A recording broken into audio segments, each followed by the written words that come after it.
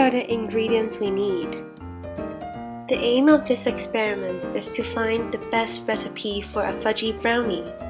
As fat shortens the gluten strands, coating of flour to oil slows down the process of gluten formation, hence making cakes that are more tender.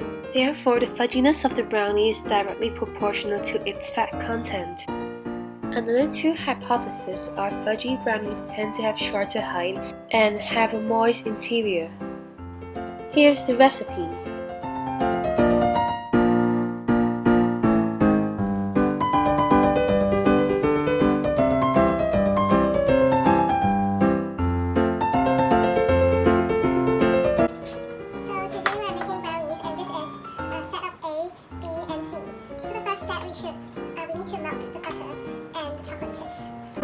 Stir the mixture every 30 seconds to prevent burning chocolate mixture. Repeat this step in setup B and C as well. Heat the oven to 180 degrees Celsius. Crack 3 eggs into a large bowl. Measure the weight of the eggs. Add white sugar into the egg mixture.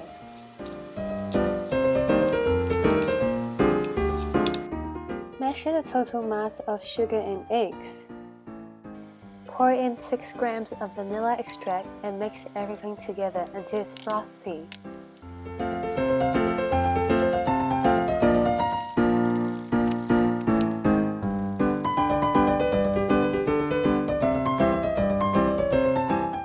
Divide the batter into 3 equal portions.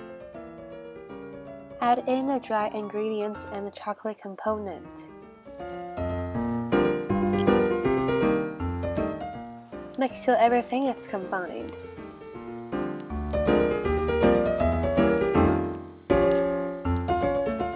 Setup C is extremely dry, so it's really hard for me to mix the ingredients.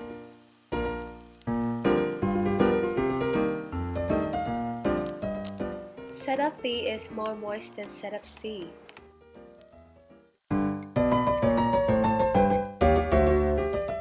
Setup A has the highest percentage of cocoa butter, so it's easier to combine.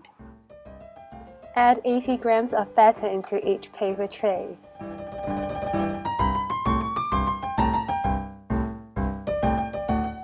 Bake the brownies for 30 minutes.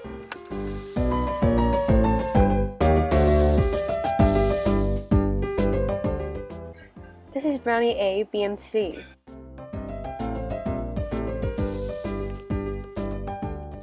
The moistness, thickness, and taste of the brownie is measured. After cutting out the brownies, you can see the interior of the brownie A is much glossy and wet than brownie B and C. B's interior is slightly moist, while the color of C is much duller than B and it does not have any oil on the surface. The result matches with our third hypothesis. The main difference in the structure that contributes to the different texture of brownie is for the cakey ones, there are more air trapped between cake particles, while fudgy brownie have more liquid and oil in between instead of air. This explains why fudgy brownies are less thick, as they got more weight from the moisture that compressed the brownie to be more dense. However, it turns out that brownie A is the thickest.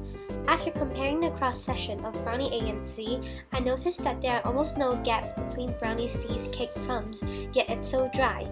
This may be one of the reasons for such results. 20 people are interviewed to rate brownie A, B, and C based on their bitterness, dryness, and fudginess. Most people think that brownie A is the most fudgy brownie. This result matches with our first hypothesis. Now let's discuss the science behind this experiment.